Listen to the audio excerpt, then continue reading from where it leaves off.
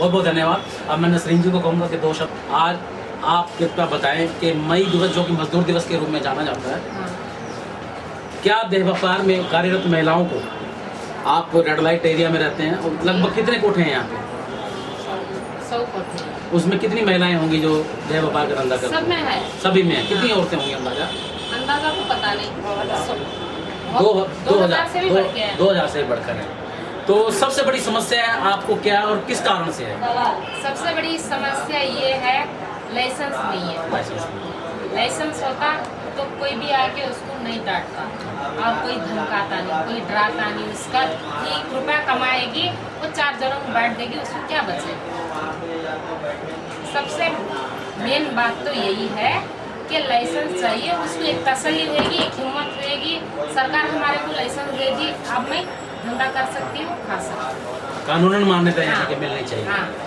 तो इस कानूनन मान्यता दिलाने के लिए आज तक आप लोगों ने स्वयं अपने स्तर पर क्या प्रयास किए हैं? बहुत प्रयास करे। बहुत प्रयास किए। हाँ, बहुत करे। आप मीडिया वाले आते थे, उनके सामने बहुत सालों से बोल रहे, हाँ ये जो रेड लाइट एरिया है इसके लिए लाइसेंस चाहिए। जो औरत अपनी खुद से कमाती खाती अपनी मर्जी से। मुझसे पहले यहाँ पे कितने पत्रकार, मुझे आते हुए कितना समय हो गया यहाँ पे? आप आते में होगा 5-6 साल। 5-6 साल हो गया। मुझसे पहले यहाँ पे कितने मीडिया वाले आया करते थे? बहुत सारे बहुत सारे आते थे। क्या कभी ने इस तरह इस ढंग से इस बात को उठाया? नहीं। देह व्यापार को कानूनन मान्यता देने के लिए लेके जाते थे तो सरकार तक हमारी बात पहुँचाने। अच्छा। हाँ। कभी नहीं उठाया? कभी नहीं, किसी ने नहीं उठाया। किसी ने। तो क्या करने आते थे मीडिया वाले यहाँ पे? तो हाँ, हमारा लेके जाते और उसमें अपना कुछ मसाला भर देते तो अच्छा। की बुराई छापते। हाँ, आप लोगों की बुराई छापते हैं। हाँ। यानी कि ये भाई ये सामाजिक बुराई है, देह व्यापार में वेश्यावृत्ति सामाजिक बुराई है, इसे खत्म किया जाना हाँ। चाहिए। आपको क्या लगता है कि देह व्यापार खत्म किया जा सकता है? ये तो सदियों से चल रहा है। सदियों से चला। जमाने से मैं भी पैदा हुई नहीं, मेरी माँ भी पैदा हुई नहीं, उससे पहले से चल रहा है। तो आपको इसको कौन खत्म करेगा? खत्म नहीं हो सकता। नहीं हो सकता। नहीं हो सकता। तो इसलिए इसको कानूनन मान्यता मिल जानी चाहिए। हाँ। आपको लगता है कि कानूनन मान्यता मिल जाने से शायद आपको या आपके परिवार को या बच्चों को कुछ सुधार हो सकता है? सुधार हो सकता है। बच्चों की पढ़ाई लिखाई और 2 पैसे वो भी समाज के अच्छे नागरिक बन सकते हैं। वो भी कुछ ना कुछ बनेगा, समाज का सेवा करेगा, है ना।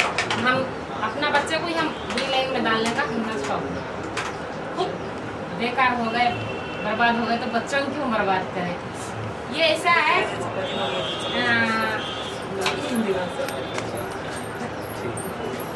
अच्छा तू बोल।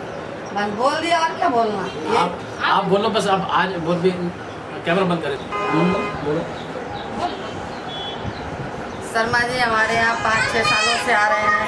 इन्होंने हमारे कानूनी मान्यता मिलने के लिए आवाज़ उठाई है। मैं शर्मा जी का बहुत बहुत धन्यवाद करती हूँ। आज मई दिवस के लिए ये मुद्दा उठाए शर्मा जी, महिला ये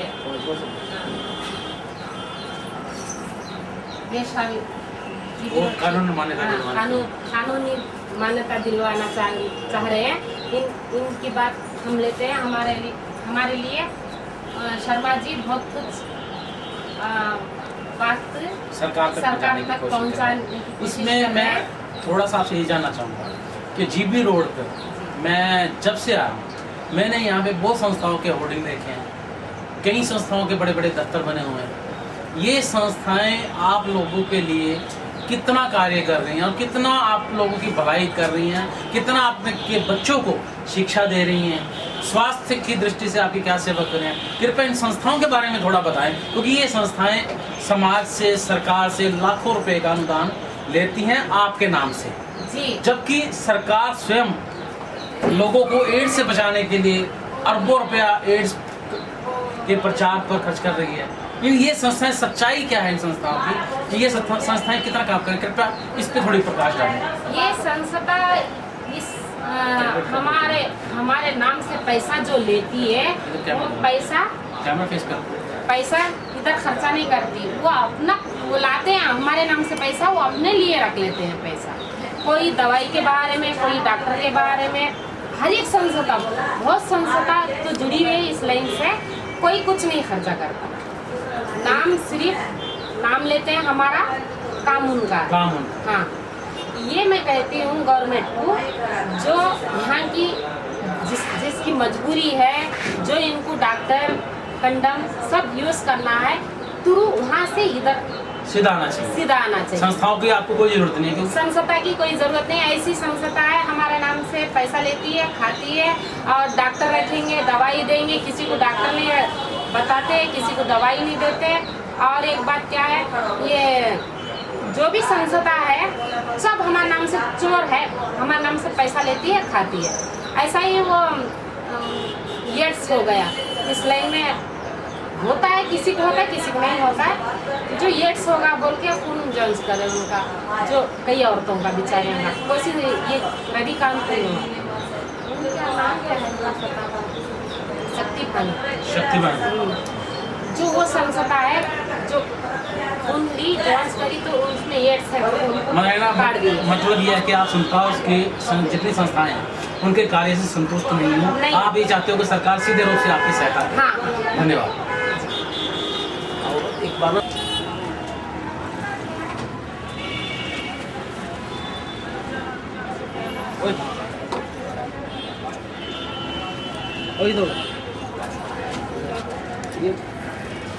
ये मार के सही तुम मार, चल वैसे बाइट ले ले उधर से, आप ही ले लो बाइट।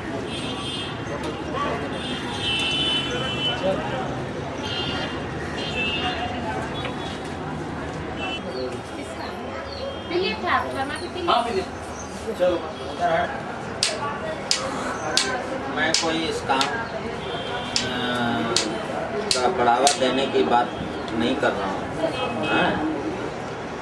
मैं इसलिए इनको लीगलाइज की बात कर रहा हूँ कि इनकी बहुत सारी समस्या है। एक इनके बच्चों की पढ़ाई की समस्या है।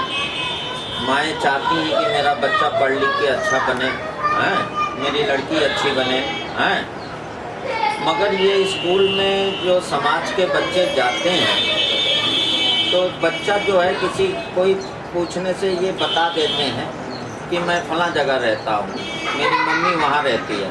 एक मिनट, आज आप भी साथ चलो। तो जब वो वहाँ पता लगता है कि ये रेड लाइट एरिया का बच्चा है तो उसके साथ भेदभाव होता है, बच्चे छेड़खानी करते हैं। कुछ बड़े लोग जो स्कूल के होते हैं वो लोग भी घृणा की नज़र से देखते हैं, तो बच्चा जो है आके माँ के पास रोता है। नहीं, मेरे साथ मजाक क्या, मेरे को ऐसा किया, मैंने उनको एतराज़ किया तो उन्होंने मुझे थप्पड़ मार दिया, मेरे को ये हुआ। तो माँ कहती है जाने दो बेटा, हम लोगों का नसीब ही ऐसा है, मत जाओ स्कूल, यहीं पढ़े रहो हमारे साथ ही। तो हमारा ये कहना है कि या तो सरकार इनको अलग से एक हॉस्टल बनाए और उसके अंदर इनके बच्चों को शिक्षा का व्यवस्था हो, वहीं रहने का व्यवस्था हो। जब वो बच्चा वहाँ पे बड़ा हो जाए पढ़ लिख करके, उसको सरकारी नौकरी भी मिल जाए, वो अपने माँ बहनों को सभी को ले जा करके अपना समाज में रह सकता है। आप घूम फिर के हम फिर वहीं पे आए थे। सबसे बड़ी और सबसे पहली जो समस्या है लीगलाइज, कानूनन मान्यता भी। हाँ, वो कानून, उसके बाद ही सब कुछ हो पाएगा। ठीक उसी तरह। अच्छा सुनिए, अब मैं आपको बताना चाहूँगा, जब तक देश आज़ाद हुए 65 साल हो गए जी, देश में कितना विकास हुआ है, चारों ओर बड़ा विकास हुआ है, लेकिन उसके बावजूद भी आज भी देश में बहुत कमी है, बहुत विकास होना बाकी है। विकास होने 65 साल पर भी विकास होना बड़ा बाकी है। ठीक उसी तरह मगर इस काम का भी विकास हुआ है। हाँ, मैं वही तो कह रहा हूँ, इस काम का हुआ है, बहुत हुआ है। इसका ये दूसरे रूप है और ये इतना फैला है कि इतना स्टैंडर्ड जगह पहुँच गया है। बिल्कुल, सच्चाई है। बड़े बड़े पढ़े लिखे इस काम को कर रहे हैं और जरूरत नहीं है वो भी गा रहे हैं, समाज में भी चल रहा है। पहले इनको गाने का लाइसेंस दिया गया था जिसके आड़ में ये चल रहा था।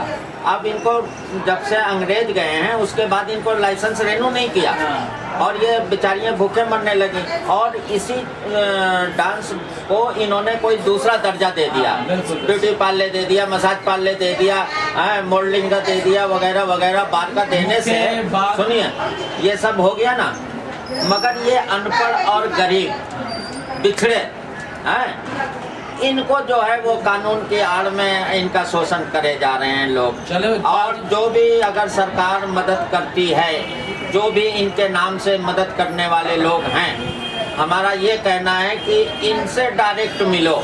मदद जो भी कर रहा है, सरकार कर रहे हैं या कोई भी दानी कर रहे हैं, इनसे डायरेक्ट मिलके इनकी समस्या का हल वो खुद ही उनका पूरा करें, ना कि किसी समाज सेवक को दे पैसे वो पैसा इन तक नहीं पहुंचता है। उनका क्या काम है? सिर्फ रेस्क्यू कराना है। वो रेस्क्यू का जो है एक उनको मंत्र मिल गया है, जिसके कारण गवर्नमेंट से भी पैसा लेते हैं और इनका भी पैसे का जो 2 पैसे जोड़ के रखती हैं वो भी छिन जाता है। तो इसलिए ये लीगलाइज हो जाने से इनकी सारी समस्याएं खत्म हो जाएंगी। मैं आपको बहुत बहुत धन्यवाद देता हूं कि आपने भी हमारी आज उसी बात का समर्थन किया है, कानून में मान्यता देने का, जिसकी गहराई में जाके करनाल में हरियाणा में रहते हुए जहाँ की रेड लाइट का एरिया नहीं है, लेकिन मैंने उसके बावजूद भी इस गहराई से जाना इस बात को कि सेक्स वर्कर हमारे इतिहास में, हमारे समाज में आदिकाल से थी, हैं और रहेंगी।